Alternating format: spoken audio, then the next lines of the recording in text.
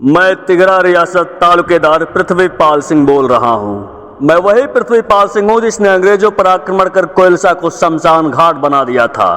मैं वही पृथ्वीपाल सिंह हूँ जिसने आजमगढ़ को पूर्ण रूप से अंग्रेजों से स्वतंत्र करा लिया था।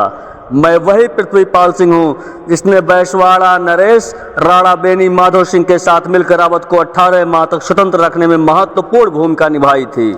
मैं वही पृथ्वीपाल सिंह हूँ जो अंग्रेजों के विरुद्ध में स्थानीय पालीवाल क्षत्रियों का सर्वमान्य नेता बनकर उभरा था। मंगल पांडे की गोली से शुरू हुई 1857 की क्रांति जब फैजाबाद तक पहुंची तो मैं तन मन और धन के साथ क्रांतिकारियों के इस सहयोग में इस महासमर में ईस्ट इंडिया कंपनी के खिलाफ विद्रोह में कूद पड़ा। मेरी रियासत आज के अम्बेडकर नगर तब के फैजाबाद आजमगढ़ और जौनपुर जनपद के हिस्सों में फैली हुई थी। मेरे पास आजमगढ़ जनपद में 9 मौजों की जमींदारी थी। मेरे विद्रोही रुख को देखते हुए ईस्ट इंडिया कंपनी ने कुछ मौजों को जब्त कर लिया था।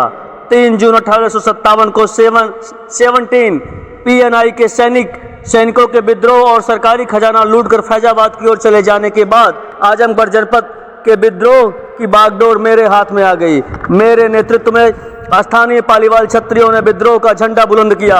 9 अगस्त 1857 से 25 अगस्त तक मैं आजमगढ़ को अपने प्रभाव क्षेत्र में रखा और 10,000 रुपए की वसूली भी की।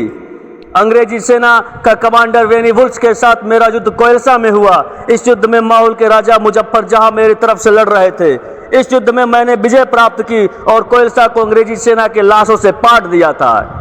तत्पश्चात इस करारी हार के बाद अंग्रेजों ने गोरखा रेजिमेंट के साथ आधुनिक हथियारों और बहुत बड़ी सेना के साथ मेरे ऊपर आक्रमण कर दिया, जिससे अपनी प्रजा की सुरक्षा के लिए मैंने अपने पूरे नगर को खाली करा दिया था। गोरखा सेना ने मेरी बरामदपुर की गढ़ी को ध्वस्त कर दिया और मेरी बहुत सी संपत्ति को नष्ट कर दिया।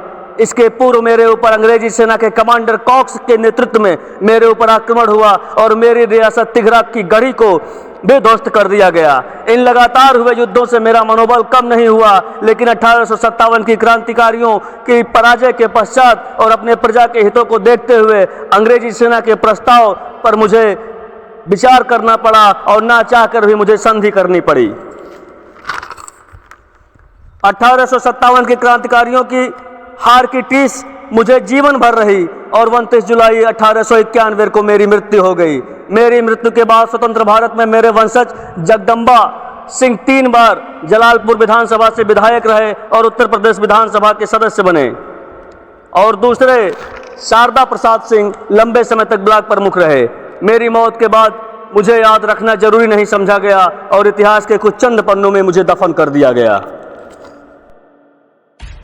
सब्सक्राइब कीजिए हमारे चैनल को और बेल आइकॉन को दबाइए हमारी लेटेस्ट वीडियो सबसे पहले देखने के लिए।